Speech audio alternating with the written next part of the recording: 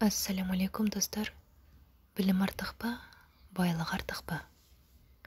Білім артық, өйткені ол пайғамбарлардан қалған мирас.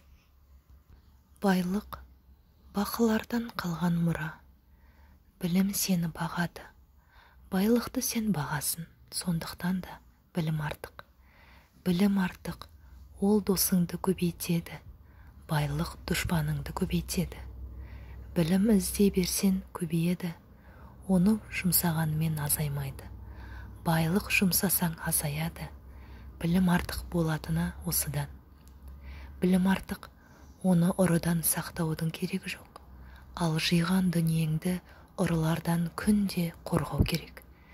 Білімнің көп болса сені құрметтейді, байлығың көп болса қызғанады. Білімнің артық болатыны сол.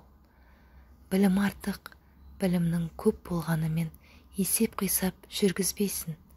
Байлығыңа ұдайы есеп жүргізіп тұруың керек. Білім қанша көп болса да іріп-шіріп бүлінбейді. Дүние мал бүлінеді, сондықтан да білім артық.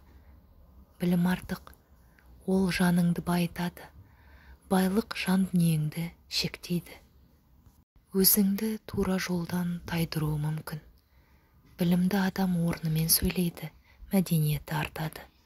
Байлығы мол адам оған мақтанып, малданады, астамшылық көрсетеді. Сондықтан білім артық. Білімнің артықшылығын бұдан артық дәлелдеуге болмас. Діни хадисте білім өмірде таяныш, жолда дос, жалғыздықта жолдас, қуанышта бастаушы, қайғыда медет, күресте құрал, зұлымдыққа қарсы айла деп бекерге айтылмаған.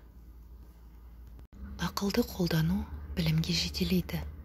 Білім өзіңді, айнала құбылысты, әлемнің иесі Алланы тануға алып баратын бағасы жоқ құндылық. Ең бастысы, білім елдің игілігіне, халықтың қажетіне жарайтындай болса, сол игі. Білімді адам бай адам екенін ұмытпайық. Алла пайдалы біліммен бізді байытсын.